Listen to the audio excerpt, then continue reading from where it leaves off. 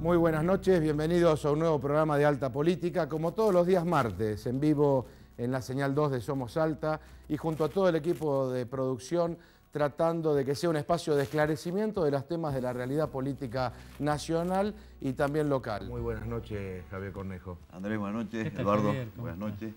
Bueno, escuchando al ministro y al candidato, realmente escuchándolo al ministro de la política industrial que se está desarrollando en nuestra provincia, que es algo muy halagüeño y da muchas esperanzas de que la energía y la industria, por lo menos en este sector del país, avance a paso redoblado como aparentemente el ministro nos lo dice.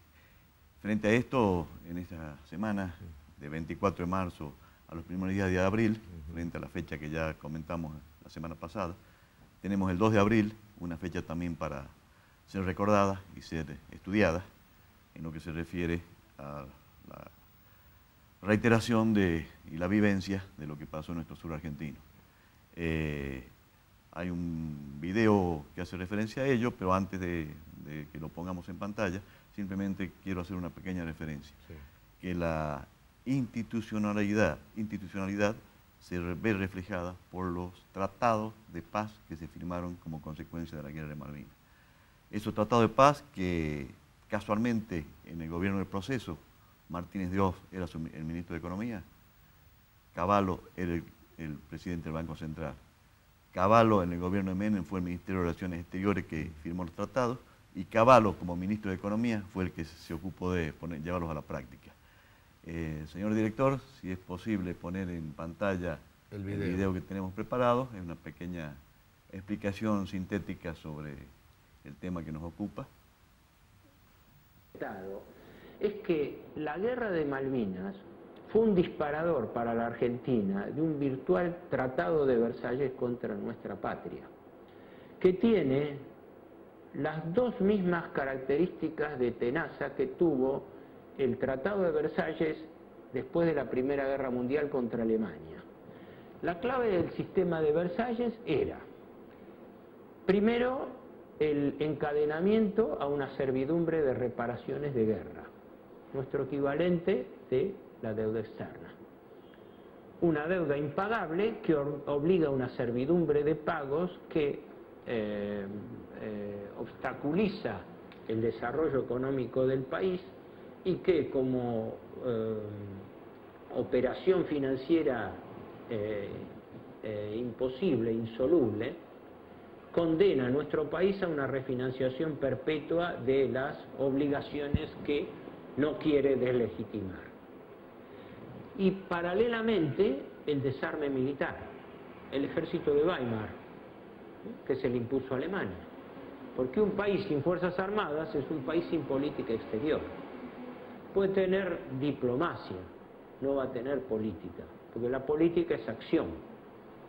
Y el gran dilema que se presenta es que nuestro país la clase dirigente de nuestro país no ha percibido la importancia y gravedad de este hecho.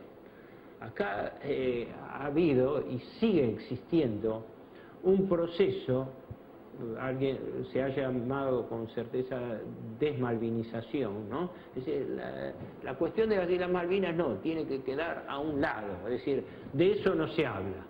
Lo mismo que de la deuda externa, no, se habla lo necesario, se habla lo formal, pero no se percibe que nuestro país ha entrado en el círculo vicioso de reencadenamiento, de repetición continua de un esquema que funcionalmente va contra sus intereses.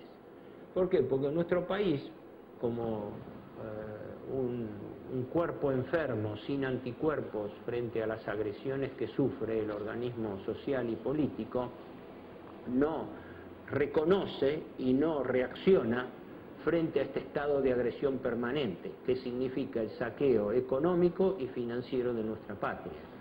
Saqueo físico y saqueo financiero, saqueo de divisas. Y de esa manera nuestras clases dirigentes se rinden, pero se rinden y viven rendidas en lo que yo llamo la peor de las condiciones, que es la rendición sin lucha. que es la peor de las formas de rendiciones, porque el que se rinde sin pelear nunca termina de rendirse. Y esa es la gran tragedia de nuestra patria.